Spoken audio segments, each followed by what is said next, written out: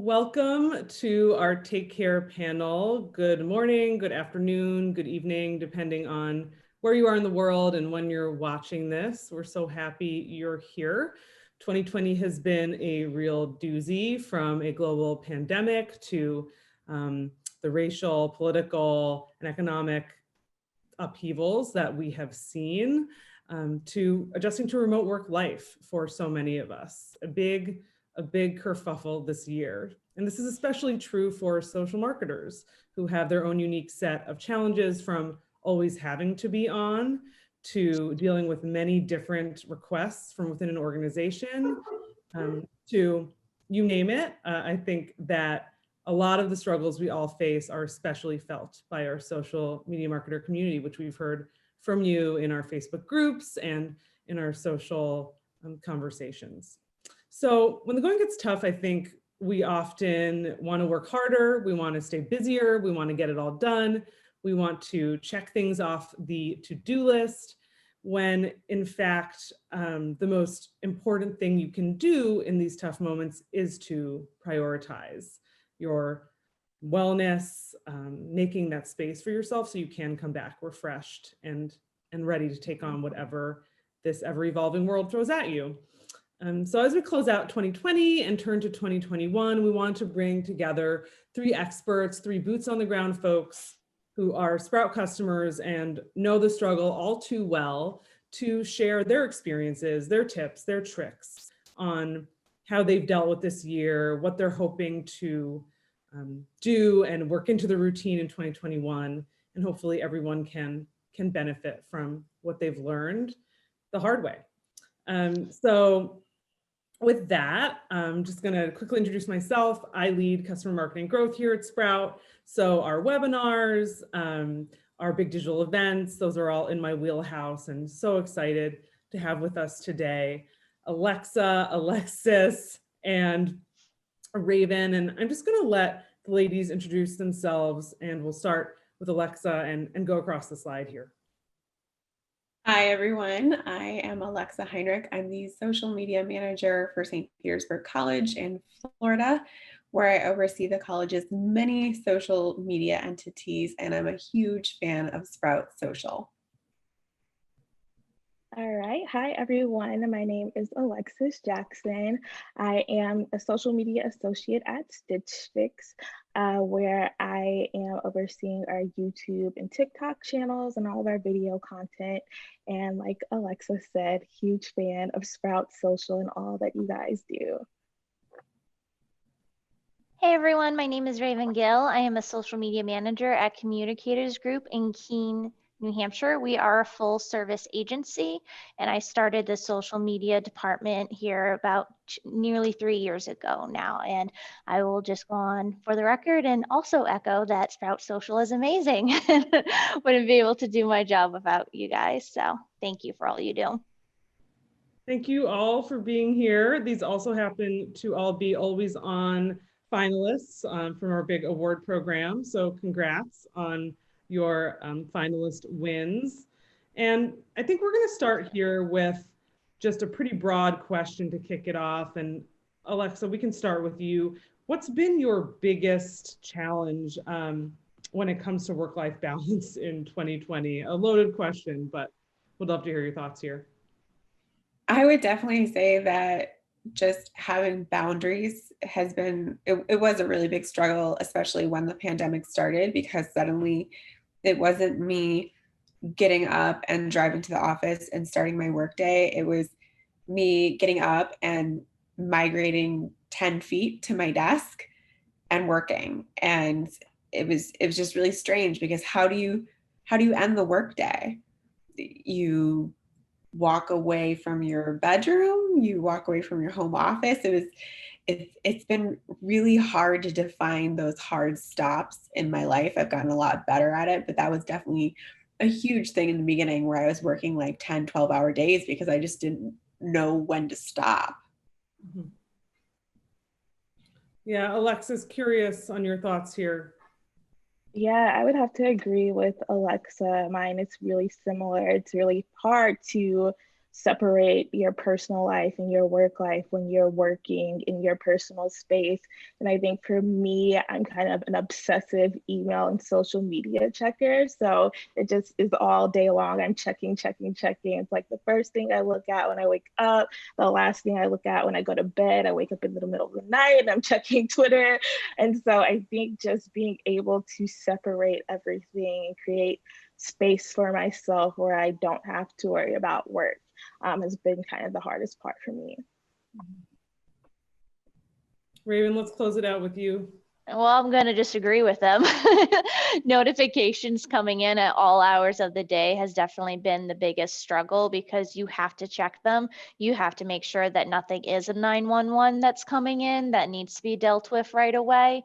So it's just making sure that, so that was the hardest thing is you have to check the notifications. They're not going to go away, but it's setting the space aside to check them and realize, you know what, it's going to be okay if I check it in 15 minutes or in an hour. Like realistically, if you check a notification at 10 p.m. at night, there might be something going on, but you're not going to be able to get a hold of a client at 10 p.m. at night. So realizing that's one of the big things right there is it's great if a notification comes in, but there's also only so much you might be able to do in the middle of the night as well.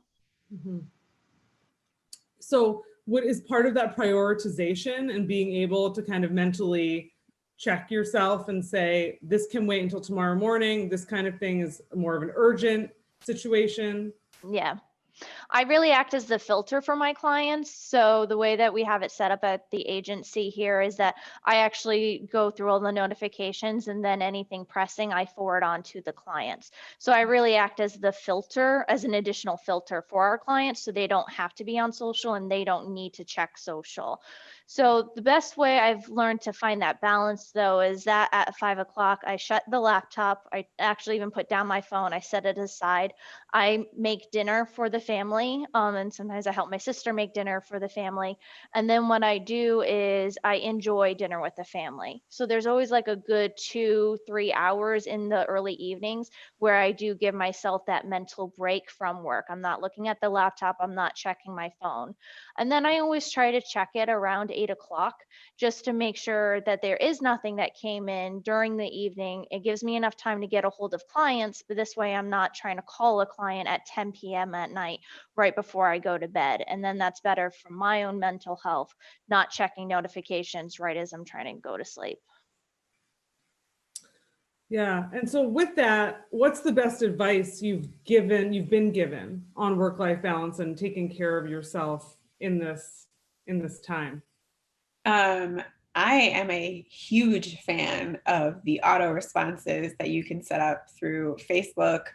You can set up, the away message, the away hours, the FAQ responses. I set those up a couple weeks into the pandemic, and it was just absolutely life-changing because even before the pandemic, we get a lot of the same questions. I work for a college, so we get people asking about tuition, about programs, about enrollment. And I was able to do that. And it just kind of takes a little bit of stress away from me.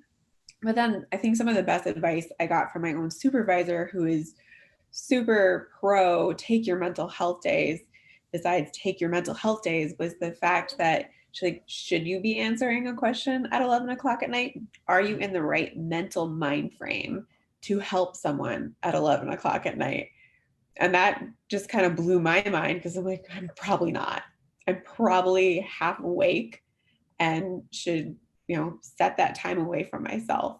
But then I also, have do not disturb on my phone now. And I love that feature so much. It saves my sanity every single day. So that's been really helpful for me. I can jump in. I think for me, some of the best advice I've seen has come from social media. I think at least like once a week, I see a tweet or Instagram post that says, reminder, take your vacation days. And I think that is super important, something that I myself kind of failed on doing this year. But I think that it's super important to do that. I think a lot of us feel bad, especially if you work on a small team, on taking those days. But if you're coming to work exhausted and burnt out, you're really doing no one no favors being there. So I think it's really important to take those days. They're there for a reason. You're not going to get in trouble, and just take those days to, even if you're staying at home, recharging, taking your mind off of work. I think just super important to give yourself some days where you don't have to worry about working. I think for me, the best advice I got was, what are you going to remember in the years to come? Are you going to remember the memories you made with your family? Or are you going to remember that post you were working on at 11 p.m. at night? And we're not going to remember that particular post we're working on at 11 p.m. at night. We're going to remember the time that we made with our families, the movie nights, the baking cookies, whatever we needed to do during this time, and being with our loved ones in any capacity, whether that's video chatting with them, baking cookies with the ones you lived with, or that's what we're going to remember when we look back on 2020. It's going to be those memories, not the work. I'm wondering if in this work-life balancing act we find ourselves in, is time blocking something that y'all have incorporated into your routines? I know it's something that we've heard a lot of speakers like at Sprout Sessions and Sprout Summit talk about. Is that something that has been helpful? I do it at work just so that I'm actually like staying focused and productive. I'll time block my schedule so it just says Alex busy, and no one can put a meeting on that time, or call me. They'll see me as busy and they'll just leave me alone. And that kind of helps me stay productive so that I'm not doing these things after work because I was busy during the workday being distracted or whatever. And then again, I just kind of put the do not disturb, which I count as a time block for myself personally, so that it's on for 12 hours and no one can disturb me for those 12 hours. For me, the biggest help was actually putting in lunch, like putting in every single day that I am taking lunch from 1:30 to 2. Because in the beginning of the pandemic, with everything happening so fast, I was getting booked for back-to-back meetings. And then before I knew it, it would be 3 o'clock. I hadn't moved, my legs were asleep, and I hadn't eaten. So I was not in the best state of mind come 3 o'clock. And after like a couple weeks of this, I realized I have to put in, I'm taking lunch, and not only for my coworkers, but it was good for me too, because it allowed me to make sure I got up, I stretched, I got water, I got food, and I took that break from the screen because I forced myself to leave my laptop. Again, I close the laptop, I go to the other room, I eat away from where I work. So that way, again, I create not only that mental space, but the physical space away from work as well, even though I'm working from home.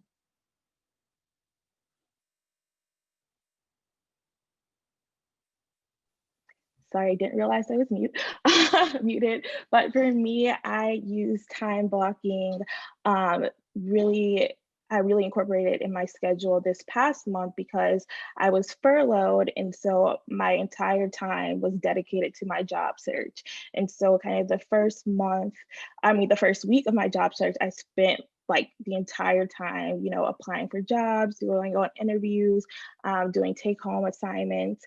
And I realized I wasn't, blocking any time for like self-care or resting or just doing things for myself because I was so determined to find a new job that I kind of had neglected my personal needs. And so I started using time blocking to say, between these hours are when I'm going to be applying for jobs, between these hours are when I'm going to accept interviews, and these hours are when I'm going to do take home tests. And outside of that, I'm not going to think about the job hunt. So that was really helpful for me because I think even a job hunt is a full-time job in itself. So it's also important to think about your work-life balance when you're doing that.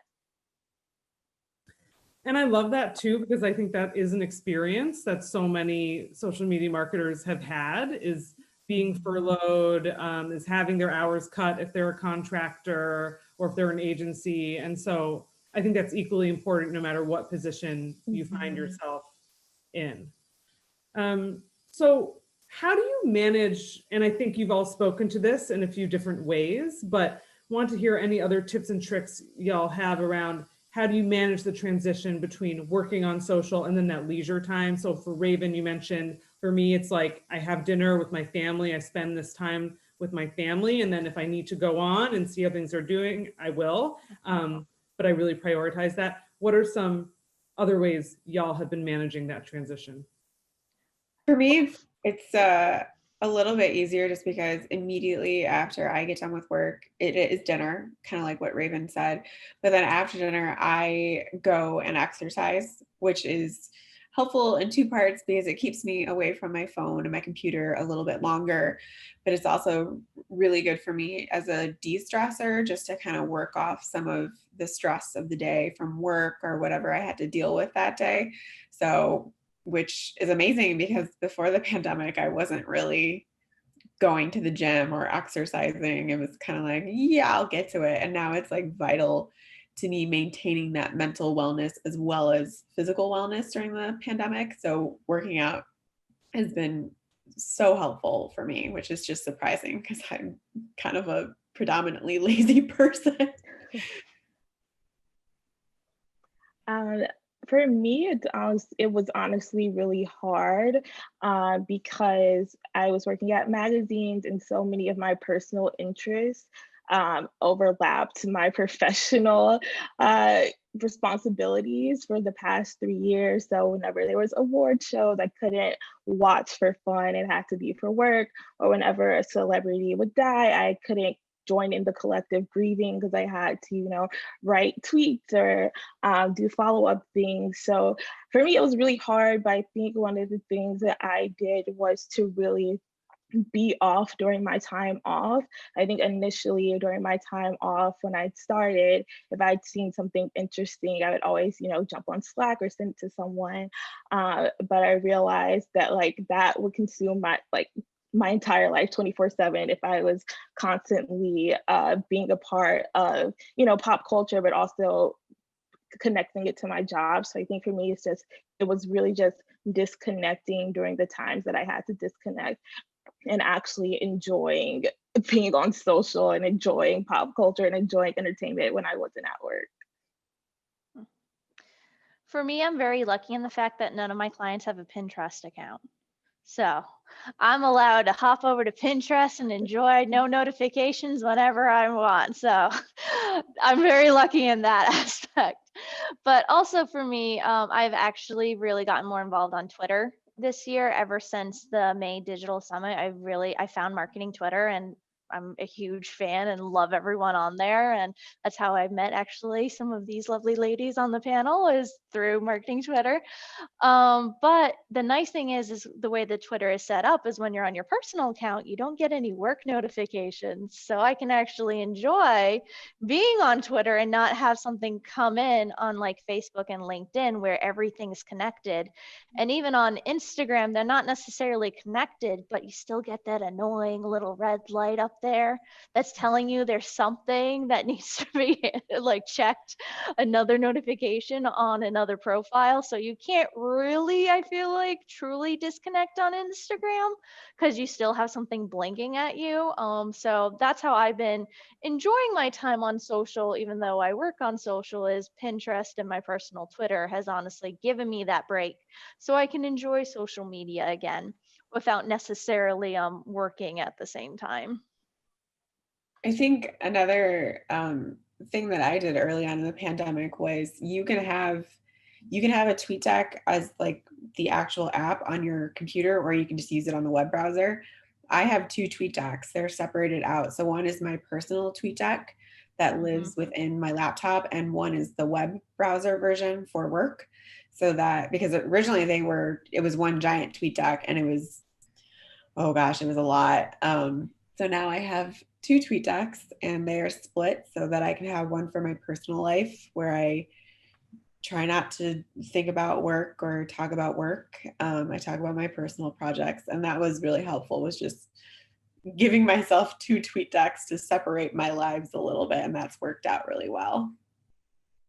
Yeah, that was going to be a follow-up question I had for all of you, which is, are your personal interests and the things you personally like to talk about and look at the same as those that you have to do for work? Because I think that can make it trickier when that overlap exists versus if you work in a field where you wouldn't be looking at that content unless you were at work. Well, I work in higher education, so there's definitely a dissection between my personal life and my work life. The only thing that really overlaps for me is the fact that my personal interest when it comes to social media is digital accessibility. So I talk about that being applicable to my work, but it's also applicable to my personal life since that is like my passion project. So that's the only overlap, but I don't get stressed by that just because I love talking about it. Um, but yeah, there's a little overlap, but that doesn't particularly stress me out. But I don't, other than that, I don't have anything with education involved in my personal life. Well, for me, it's me. I have mostly financial institutions and healthcare institutions. So I'm not really, there's really no like fun overlap. It's just like getting those notifications on the same platform. So that way, when I'm trying to talk with my cousin in England, I don't have something pop up on my Facebook or, it's just having those interruptions. So luckily, I don't have any of that type of conflicting. It's more of, hey, I'm just trying to enjoy my time, but then something's blinking in the corner. Um, that something needs to be dealt with for on another profile or page. Mm. Yeah, and I think, like I said, my interests kind of 100% overlapped into what I was doing for work, which definitely made it hard to really separate everything. But now I am working more in the fashion and tech industry. And so it's not, I'm like extremely interested in that, but it's not what I'm interested in on social media as much. So I'm excited to kind of get a little bit of more separation. Yeah, and just one final question around this topic before we move on is in terms of being able to kind of make the transition between your time at work and then your personal time. Do you find that kind of letting everyone in Slack or in whatever internal comms tool you use, say, hey, I'm leaving now and I'll sign back on now, or you're kind of closing the loop digitally? Is that something that you do? Is that helpful? How does that work for you? Yeah, I do that. There will be final conversations at the end of the day. And for me, I'm an 8 to 4 person. So not everyone realizes that, I'm signing off at 4 o'clock. I'm not going till 5. So I will make a point of saying like, well, I'm about to log off, but I'll get back to you tomorrow. My supervisor, again, she's actually really big on if she calls me somewhere around 3:30 and we talk, she'll be like, okay, get offline at the end of the conversation because she knows that she's cut it really close. So she's really good about doing it for me of like, okay, you're logging off for the day. I'll talk to you tomorrow, which is wonderful to have in a supervisor. I think for me, I definitely let the team know if there's like a time where I'm usually online that I'm not going to be online for whatever reason, if it's an appointment or something, definitely giving them the heads up just so, usually we're in the office where everyone can see everybody. So I think, it is important to let people know, like, if you're not going to be reachable during a time when you usually are reachable, just letting them know and giving them a heads up. Yeah, we were very lucky in the fact that we got Slack literally a year ago, like right before everything happened. We just got Slack, and it's honestly been a lifesaver. I don't know what we would have done this year without it. We would have had some very long email chains, that's for sure. So, but I'm very much the same way. Like before this meeting, before I came on, I Slacked everyone. I'm like, okay, I'm logging off. You're all not going to be able to get a hold of me for the next hour and a half. Don't have any social media emergencies. Hold the social media emergencies till afterwards. So I I really like it. It's a really great way to tell people, hey, I can't be reached at this time. When you log off at the end of the day, sometimes, you know, we have vet appointments or something else comes up and we need to leave a little early. And it's really great too, because we actually all tend to say goodbye to each other on Friday afternoons too, like say, oh, everyone have a great weekend. And we send a bunch of gifts back and forth. You know, it's just like a nice way to end the week and to end the day where we normally would get to walk through the office and wave goodbye and stop and have little chats with someone on the way out the door. We can't do that, but we still try to replicate that, I feel like, in Slack and be able to have those goodbyes before we go into the weekend. So I think this dovetails really nicely with what we've been talking about. How do you communicate your need for time off, for boundaries, for how much capacity, and if you're reaching that limit of capacity, to your boss and your colleagues? What does that look like? I'm blunt about it. If I need a mental health day, I just tell my supervisor I need a mental health day.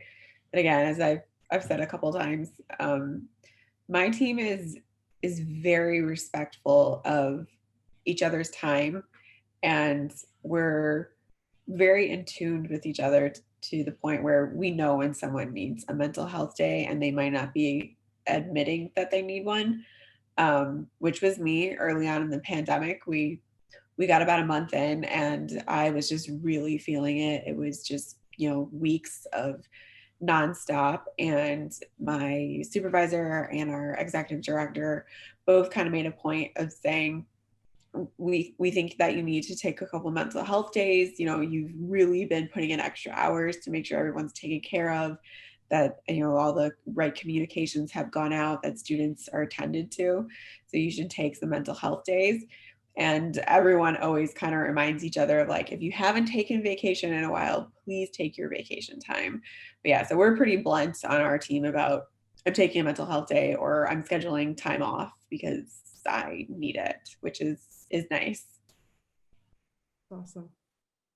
I think I've been kind of really terrible about this in the past and not being as blunt about it, but I'm in a really interesting position where I'm starting a new job. And I think that my hiring manager and the company have really set the tone for me to know that it's okay to be open and communicate these things.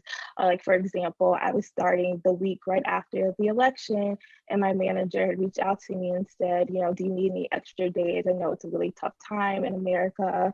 Like, everyone across the country is feeling it. Do you need any extra days before you start? And I think for me, that just really set the tone, knowing that I was coming into a place where I can really be open about like my needs. Then we also have no meeting Fridays. So I think just coming into a space where, everyone is really thoughtful about your time and your boundaries will make it much easier for me to communicate my needs.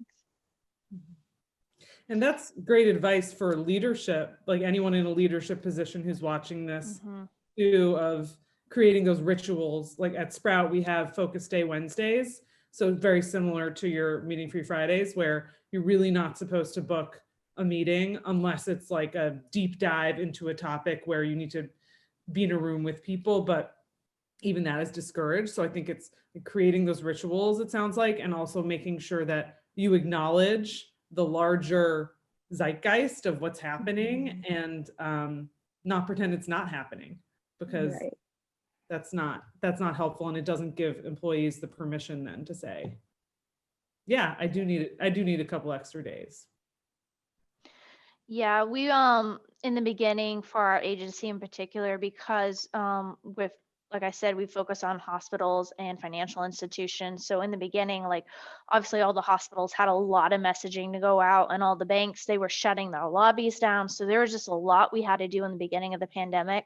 And we weren't as great as we probably should have been in the beginning. We all like went 6-8 weeks straight, just digging in, going, because that's what we needed to do for our clients.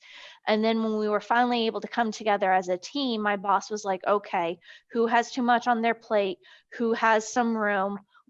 How is everyone doing? And that was really great. And we've actually now scheduled a meeting every 2 weeks. We actually just had one this morning, and he asked the same question: who needs help?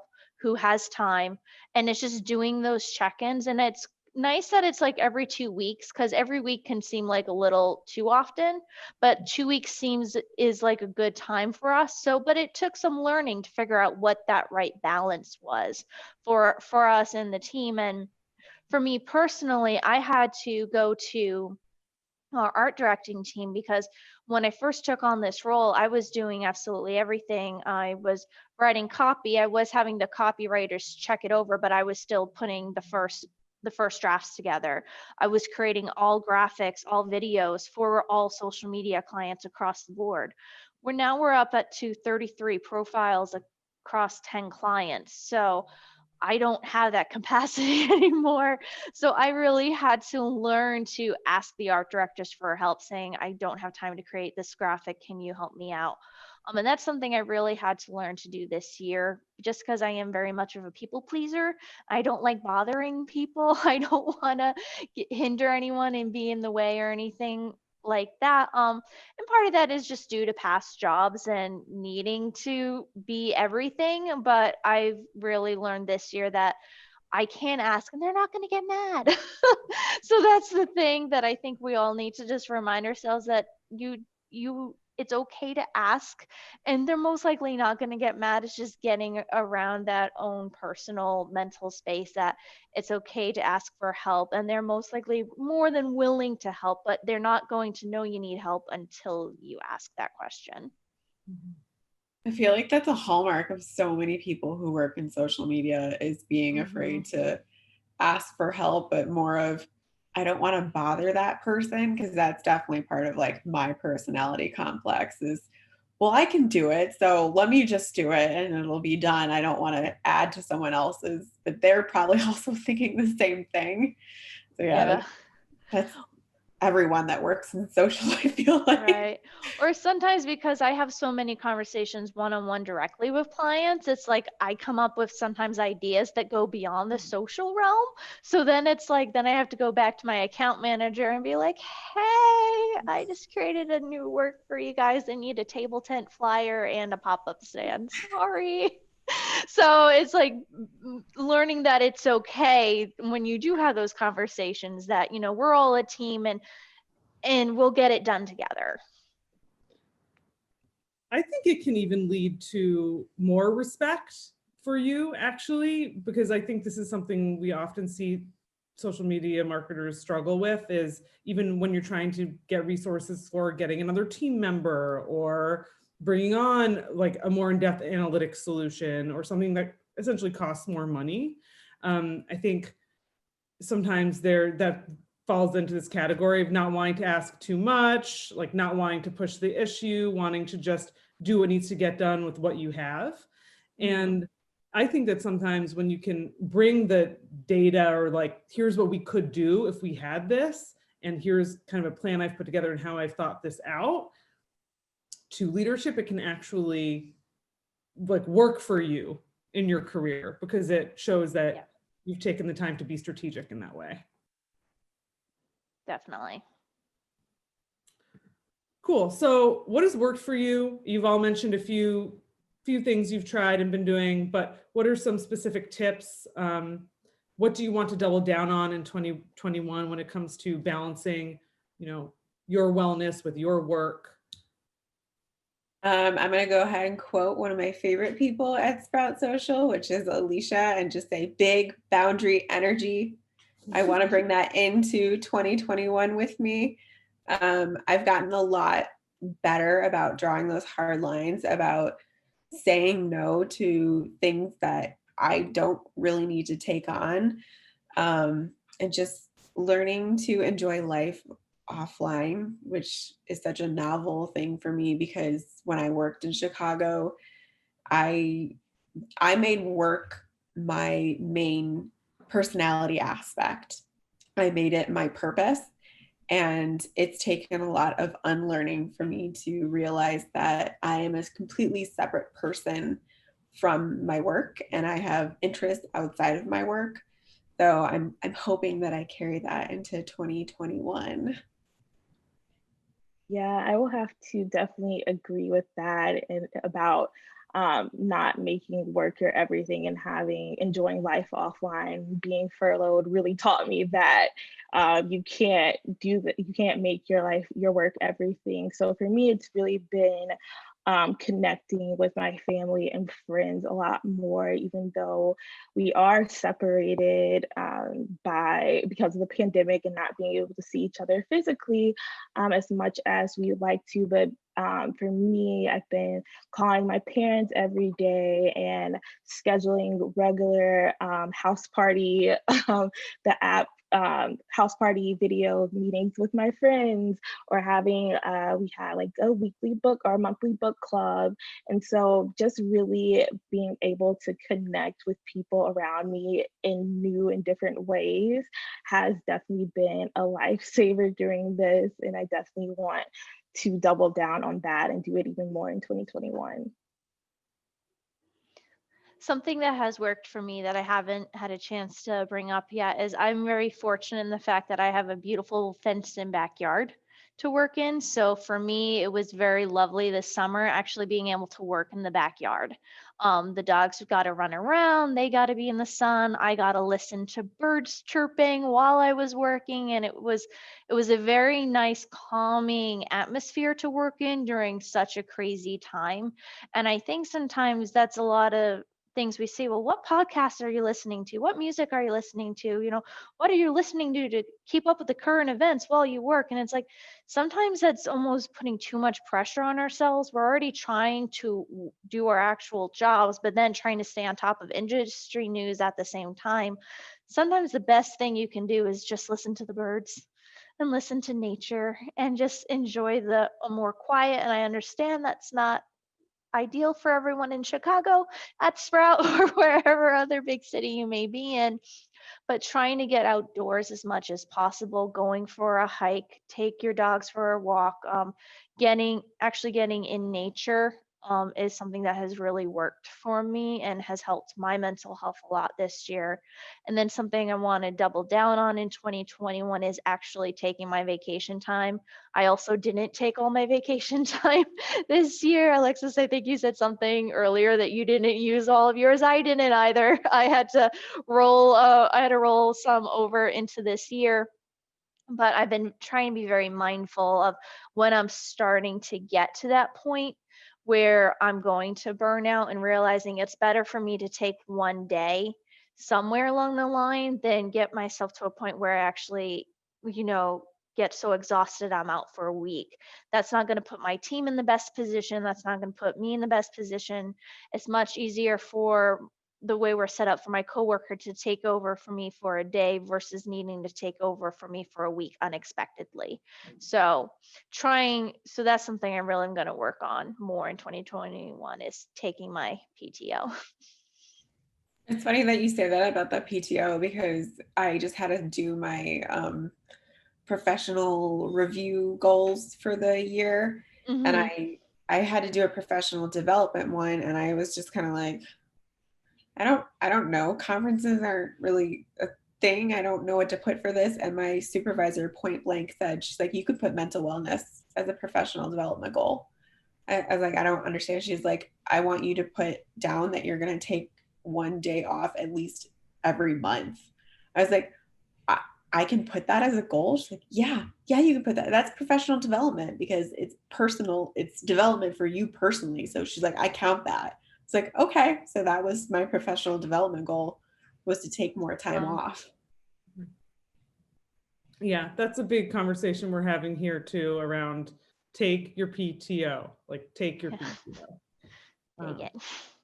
Like no one benefits from just grinding and you being burnt out and then responding to things in a way that's like short or not in the best way that you could, or not at full capacity, brain capacity. Like no one benefits. Exactly. And actually take the time. Don't just don't have other things to do, like, oh, I have a haircut, I have my dentist appointment, I have a car appointment, like all on the same day. That's not relaxing. Like actually take a day to relax. Don't like stock it full of other things you have to do. Yeah, for sure. So you've all mentioned this in various ways. And I think the last question really spoke to this, but if you only had to choose one self-care habit to carry into 2021, what would it be? And one habit to leave behind in 2020, what would it be? I want to keep going to the gym because that is mentally and physically good for me. And the habit I would leave behind is feeling guilty when I can't get to a message right away or answer someone, or feeling guilty when I take time off, because I take time off, but doesn't mean that I don't think about work while I take that time off. So I would love to leave that behind. It's getting a little bit better. But definitely if I could leave that behind in 2020, that would be great. For me, something I'd like to carry into 2021, although I haven't perfected it yet in 2020, is setting a morning routine where I can really, start my day off right. Like before, I was the type of person who woke up 15 minutes before they had to leave the house to get to work. And so now that I have like a lot more time to really just settle into my day, I want to really focus on creating a routine that sets the tone and intentions for my day and the right day. And one habit that I hope to leave behind would be working from my bed primarily. I think that's kind of a terrible habit that I developed in college because I didn't like to go to the library. But although I think I'm really productive in my bed, I think it's not too great for me to be doing all the time. So I hope to leave that behind in 2020. I can really relate to that one. Big time. Yeah. They're just so comfy. I know. One self-care habit I want to carry over is definitely like scheduling the lunches. That has been such a huge thing for me personally, and making sure I'm guaranteed myself a break in the middle of the day is something I'm definitely gonna carry over into 2021. And one habit I hope to leave behind is over apologizing. As I said before, I have several clients and several profiles, and when I'm in meetings, I can't always get to a comment or a direct message right away. So sometimes a client will actually respond to something before I have a chance to see it because I'm in a meeting. And I sent out an apology email the other day. I'm like, I'm so sorry, I was in a meeting, I couldn't get to this. She's like, why are you apologizing? You were in a meeting. That's perfectly understandable. And you still responded to me in less than 2 hours after the original DM was sent. So it's realizing that I can't be everywhere for everyone at the same time, and realizing that that's okay, and learning to not feel guilty about that is something I hope to leave behind. I think that's something that we're all like working on all the time, is unlearning some of those things that you say in email that you probably don't need to say. I quite literally will search my emails for the word just before I send them, because I hate having that qualifier in there, I guess. Right. And instead of apologizing for a delayed response, it's thank you for your patience. So just kind of relearning some of those speaking habits is a big deal, because people treat you differently then. Definitely. And I think it's hard too, because we're told as social media managers, like industry standard is you respond to something in less than 2 hours. And it's like, it's not yeah, exactly. It's like, what? And then clients and others see that. So it's like you're being held to that standard because that's what the industry standard is. So you're trying to do that, but that's just not realistic for all teams and in all situations. I know, especially when you manage multiple accounts, that's not going to happen, which is why all of ours are set up with auto responses of thank you for contacting the college, we'll get back to you shortly. Yep. It's usually within a business day you should be responding to them, but I'm also dealing with students, so it's a little different because FERPA is a thing. So yeah. Yeah, no, a lot of clients got chatbots this year, so. Well, Well, thank you all so much. Before we leave, I just have one final question. On this insights page where you are probably watching this video, we have some mantras that we've heard from various social marketers in our community around kind of what they tell themselves to keep going in hard times, or prioritize their mental and physical health, or just what mantras have kept them going in 2020 and what they'll continue to bring into 2021. So are there any mantras, any little kind of things you've been telling yourself, one-liners, sentences, words that have helped you in troubled times this year? I frequently tell myself that I am enough, that the work I do is important. And when I get frustrated with a request or a comment or anything like that, I can be heard muttering to myself, I'm the expert. I'm the expert. So those are some of the things that I tell myself. But it's really funny when it's just me in my room, I've closed the door and something will happen and I'll look at my cat. I'll be like, I'm the expert. I'm the expert, Serafina. Like she's going to understand, but that helps me. So. For me, I guess I've kind of been telling myself that I can do anything and there's nothing that's been thrown my way that I haven't been able to overcome. So especially during my job search, I think that's something that I was telling myself every day, that, you know, you can do anything. Like, don't give up, because you've proven before that anything that's thrown your way, you can do. I tell myself that our industry is not a life and death situation, even though sometimes we treat it as such. No one is going to be physically hurt if a social media post doesn't get posted by a certain time. No one's going to be physically injured if I don't respond to a comment or a DM right away. It feels like that to a lot of the time, but no one's actually going to be hurt if I don't handle a situation in a timely manner. And that's what I have to keep reminding myself, is that yes, sometimes people are going to be upset and they're going to be angry, but in the grand scheme of things, it's, I don't want to say it's not important, but it's not going to be life altering. It's really not. I have to The second that. timelines That's aren't in definitely. chronological. Sorry.